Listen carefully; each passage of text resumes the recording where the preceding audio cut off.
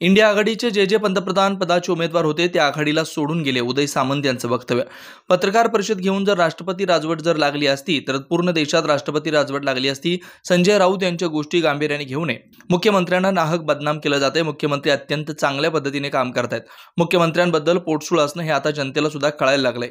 एखादी व्यक्ती गेल्यानंतर त्यांच्यावर पत्रकार परिषद घेणे हा आमचा संस्कार नाही. गुंड पोसणं आणि पाळणं कोणाची संस्कृती आहे हे महाराष्ट्राला माहिती आहे.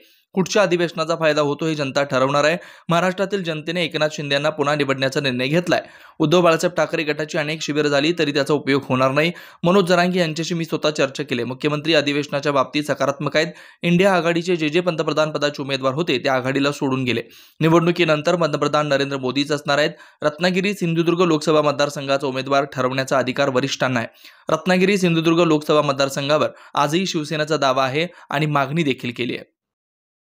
रेशीम शेतीचा प्रयोग हा शेतकरी यशस्वी करतायत हे आज सिद्ध झालं आहे. आणि म्हणून नियोजन मंडळामध्ये एक रेशीम शेतीच्या संदर्भामध्ये जो हेड आहे ज्याचा आपण दुर्दैवानं उपयोग करत नाही, पुढच्या दौऱ्यामध्ये या सगळ्या व्यावसायिकांना बोलून कशा पद्धतीनं त्यांना मदत करता येईल यासाठी आम्ही निर्णय घेऊ.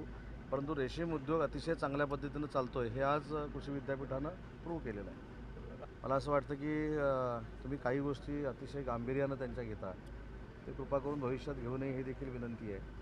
कारण एखाद्याला नाहक बदनाम करणं आणि मुख्यमंत्री जे आहेत ते अतिशय चांगल्या पद्धतीनं काम करत आहेत याच्याबद्दल पोटसूळ असणं हे आता जनतेला कळायला लागलेलं आहे.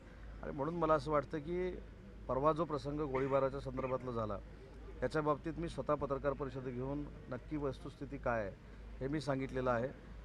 हे देखील मी सांगितलं की एखादी व्यक्ती गेल्यानंतर त्याच्या पश्चात पत्रकार परिषद घेणं हा आमच्यावर संस्कार नाही.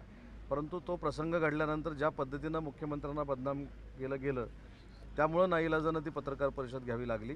मला असं वाटतं की गुंड पोसणं आणि पाळणं ही कोणाची संस्कृती आहे हे महाराष्ट्राला माहिती आहे. प्रदेशाध्यक्ष बावनकुळे साहेब आहेत. मी अनेक वेळा असं सांगितलेलं आहे की उद्या मी जरी इथं टाहो फोडला तरी शेवटी इथली जागा कोणाला द्यायची कोणाला नाही द्यायची हे सर्व अधिकार हे शिवसेनेच्या वतीनं आम्ही एकनाथ शिंदे साहेबांना दिलेले आहेत. तसं भाजपानं देखील कुठच्या कार्यकर्त्यांना दिलेलं नाही आहे, ते त्यांचे नेतृत्व ठरवणार आहे. आणि अजितदादांच्या राष्ट्रवादीची भूमिका राष्ट्रवादी काँग्रेस पार्टी घेणार आहे. प्रत्येकाला स्वतःचा पक्ष वाढवण्याचा अधिकार आहे. प्रत्येकाला स्वबळावर लढण्याची भाषा करण्याचा देखील अधिकार आहे. पण ज्यावेळी हे नेते ठरवतील आणि जे कोण उमेदवार देतील नंतर प्रचाराची यंत्रणा सुरू होईल.